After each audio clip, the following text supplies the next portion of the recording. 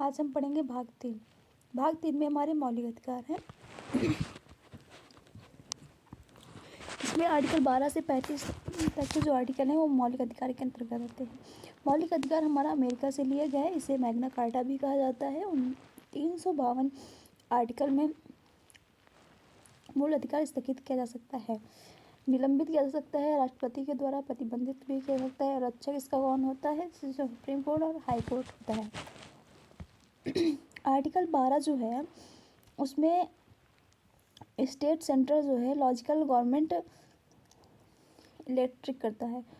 Article 13 के द्वारा अल्पीकरण किया जा सकता है, असंगत जो होगा उसको हटाया जा सकता है, अधिकारों को हटा दिया जाएगा अगर वो असंगत है।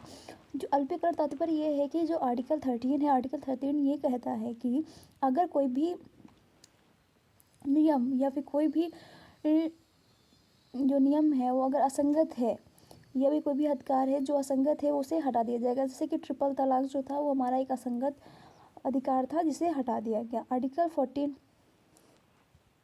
14 कानून की समझ समानता है। आर्टिकल 14 क्या करता है? कानून की समझ समानता दिलाता है। इसे ABL को A.B. डेसी थे उन्होंने दिलाया था। और आर्टिकल 14 में कानून की समझ समान संरक्षण की भी बात की गई जो कि USA ने दिया था। राष्ट्रपति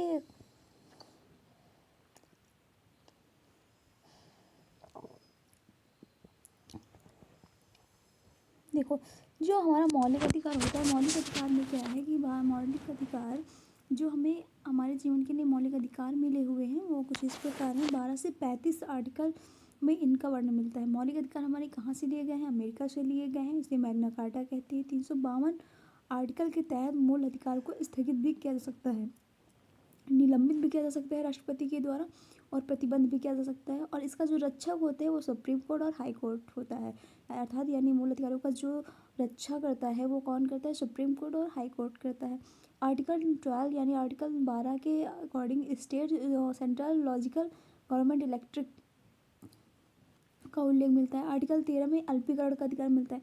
अल्पीकरण क्या है? अल्पीकरण वह है कि अगर किसी अधिकार को असंगत पूर्ण माना जाता है तो उसे हटाया जा सकता है। जैसे कि ट्रिपल तलाक को ले लो। ट्रिपल तलाक ऐसा था जिसमें कुछ ही समय में तलाक हो जाता था, तो ये एक अधिकार सही असंगत माना गया या असंगत अधिकार था कि पुरुषों के लिए तो ठीक था लेकिन महिलाओं के लिए ये असंगत में था, इसीलिए इसे हटा दिया गया। आर्टिकल 14 जो है, आर्टिकल 14 हमें कानून की समझ समानता का अधिकार दिलाता है, कानून की समझ संरक्षण का अधिकार दिलाता है।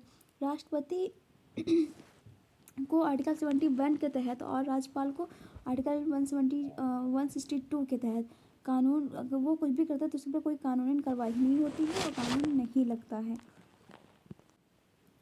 आर्टिकल 15, आर्टिकल जो 15 है उसमें धर्म, जाति, वंश, लिंग, जन्म स्थान और भेद के आधार पे भेदभाव नहीं कर सकते और इसके आधार पे आरक्षण मिलता है। इसके आधार पे क्या मिलेगा? आरक्षण मिलेगा।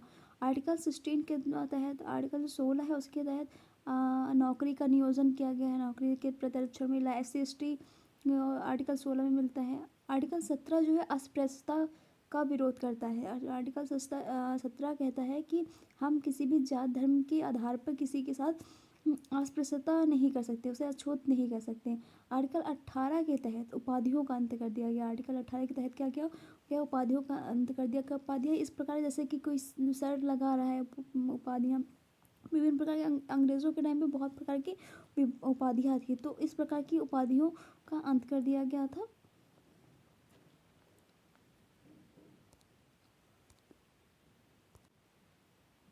हमारे जो मौलिक अधिकार हैं, मौलिक अधिकार हमारे 6 प्रकार के हैं। समानता का अधिकार हमें है, स्वतंत्रता का अधिकार हमें है, शोषण के विरुद्ध का अधिकार है, और धार्मिक अधिकार, सांस्कृतिक शिक्षा का अधिकार है, संवैधानिक अधिकार है। पहले हमारे पास 7 प्रकार के मौलिक अधिकार थे, तो वो 7 मौलिक अधिकार क्या थे?